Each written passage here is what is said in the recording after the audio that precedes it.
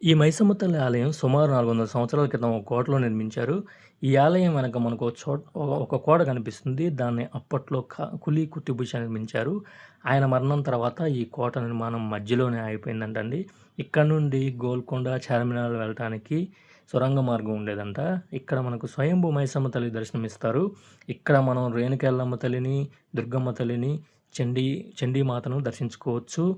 ఇక్కడ అమ్మవారి పాదాలు కూడా మనకు దర్శనమిస్తాయి. ఈ ఆలయం సొరంగ మార్గం నుంచి నాగుపాము వచ్చి అమ్మను దర్శించుకుంటుంది అని చెప్పుకుంటున్నారు.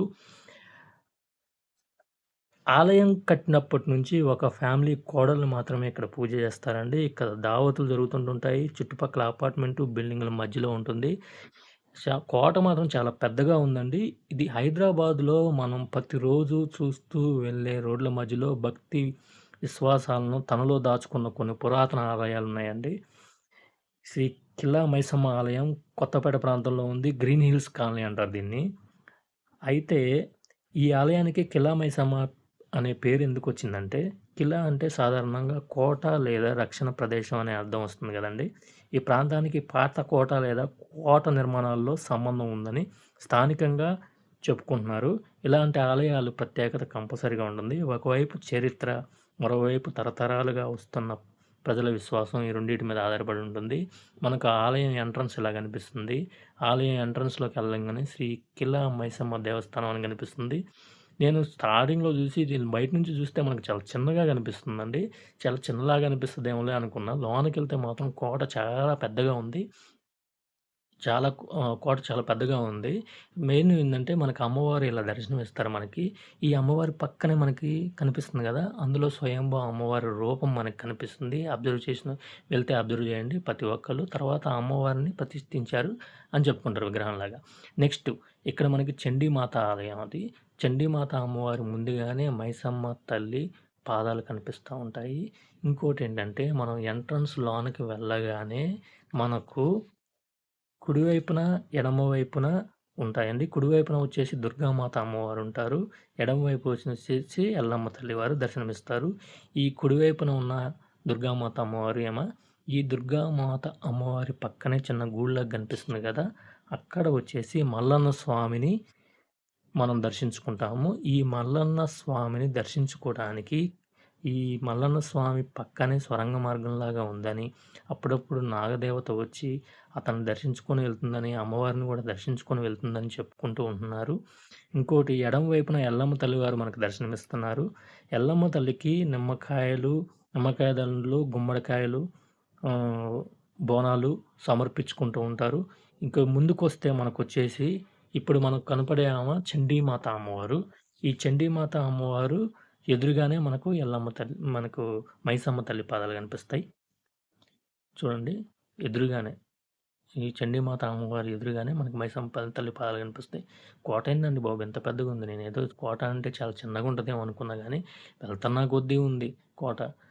ఈ చండీమాత పాదాలు చాలా విశిష్టత కలిగినవండి. ఇక్కడ గుమ్మడికాయ దీపాలు, నిమ్మకాయ దీపాలు, వెండి దీపాలు, దీపారాధన చేస్తే తప్పకుండా జరుగుతాయంట.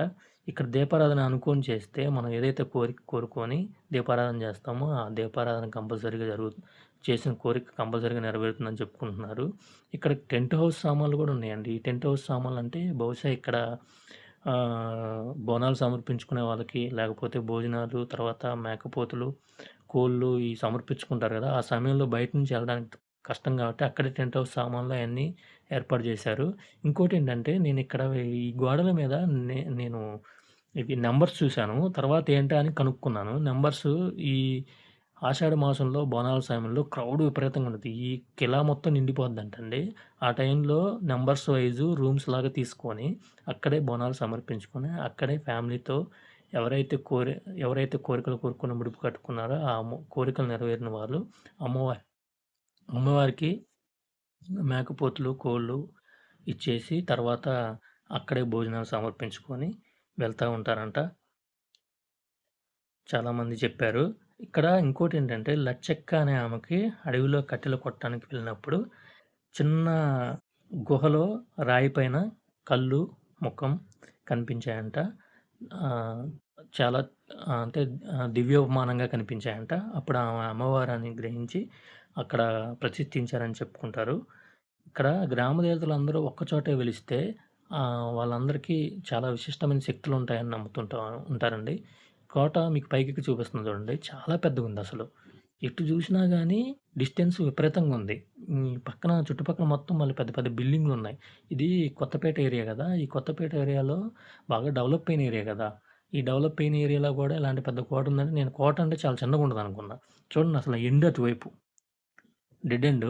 ఇటు ఇటు సైడు, అటు సైడ్ ఎటు జూసినా చాలా పెద్దగా ఉంది. ఎటు సైడ్ జూసినా గానీ మనకు కోట నిర్మాణం అలానే ఉందనమాట. ఎటు సైడ్ జూసినా గానీ. అంత పెద్దగా ఉంది కోట. ఇదంతా 2 అంతస్తుల కోటగా 16థ్ సెంచరీలో కులీ కుతుబ్ షా గోల్కొండ కోటని గోల్కొండ కోటలాగా ఇంకొక కోట ఉండాలని ఆయన భావించి గోల్కొండ కోటలాగా కడదాం అనుకున్నాడంటండి. తర్వాత ఆయన మరణానంతరం ఇది శిథిలావస్థగా చేరిందని చెప్పుకుంటారు. ఇటు సైడ్ బ్యాక్ సైడ్ నుంచి ఎళ్తే, ఎటు సైడ్ నుంచి ఎళ్ళినా గాని మనం సిటీలోకెళ్ళిపోవచ్చు. అంటే అంత దగ్గరగా ఉంది కోట. అంటే సిటీ మధ్యలో కోట ఉండటం అనేది మామూలు విషయం గాదు. అప్పట్లో కట్టడాలు, రాళ్ళు ఇది చూడండి అసలు కోట అసలు ఆ రాళ్ళు చూడండి ఒకదాని మీద ఒకటి పేర్చి అసలు ఎంత బాగున్నాయో. ఏదైనా అప్పట్లో కట్టడాలనేవి అలా ఉంటాయి. ఇక్కడ దావత్ జరుగుతుంది. అందరూ దావత్ చేసుకుంటున్నట్టున్నారు. ఈ 16థ్ సెంచరీలో కులీ కుతుబ్ షా గోల్కొండలాగా ఇలా నిర్మించాలనుకోని 2 అంతస్తుల కోటలాగా కట్టాడంట. తర్వాత ఈ శిథిలావస్థలో పడిపోయి, తర్వాత ఇది ఇలా ఆగిపోయింది ఆయన తర్వాత అని చెప్పుకుంటా ఉంటారు.